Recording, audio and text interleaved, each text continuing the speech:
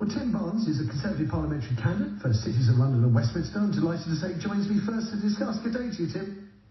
Good morning, Matthew. How are you? I'm very well, thank you. I'm intrigued by this. I think it's a really interesting political story of our times, because if I was Rishi Sunak, I can't deny I would be very tempted to try and do a deal with Nigel Farage, because I think reform is going to be a massive problem come election time.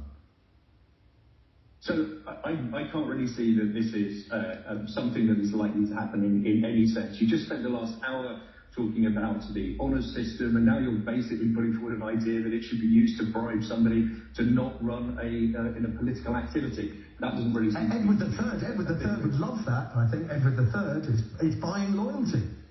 Yeah, but we don't have a direct monarchy these days. Things have moved on somewhat in the last 650 years.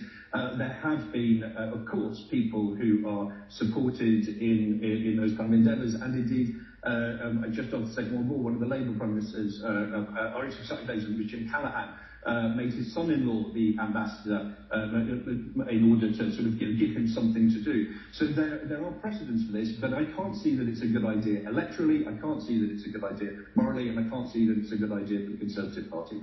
If you were to reward somebody like Nigel Farage, who after all owns another political party, as I think you were just pointing out, how can you ensure that they would be a Conservative? The Conservative Party has always been an open and welcoming party, the most successful Western political party of the 20th century in terms of the number of elections it's won, the number of years that it's had in power. It has a great sense of what it is that people are looking for, and an ability to reinvent itself as culture and generations change.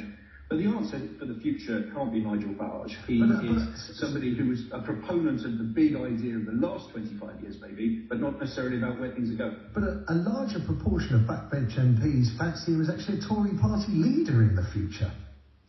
I don't really think I necessarily buy these kind of, media stories of this is what a large group of Conservative Party MPs say. You've got 350, 360 Tory MPs there, and you have 5 or 6 people who regularly come out saying that they have a different view. It's a tiny proportion of what the bulk of the party in Parliament think, and what necessarily a bulk of the party or Conservative voters think elsewhere. There's no doubt about the fact that he can be a consummate media performer. He's a populist. He's somebody who's able to attract votes. Indeed, he can't only just attract votes, he can attract listeners, which is, of course, why LBC gave him a job, which is more than the Tory party had done.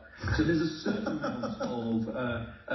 amount of value that you can see in this being a story, but it seems to me there's a reason why it's predominantly the left of the media, it's the Guardian and the Mirror, that have continued to recycle this story, rather than anybody who's got actual credibility or well-conceived and well-informed sources from within Conservative ranks. You obviously haven't read the Daily Telegraph of late, if you're thinking that about the Guardian.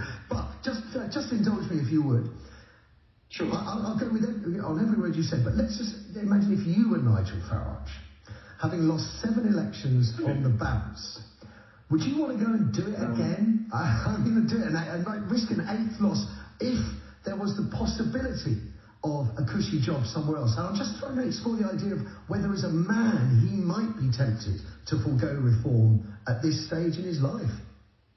I don't think that Nigel Farage is somebody who ever wants to have to live with the consequences of his own actions. And it's great if you are a campaigner. It's great to lead a minority partner where you get a huge amount of exposure and airtime. It's great to be able to offer a different point of view. But when you actually come down to the hard yards that come from being in any position or elected authority or power, you have to make choices and priorities. And that means you have to disappoint some people. It means that you actually have to think that the quick argument you come up with, which sounds like man in the pub common sense, might not actually work.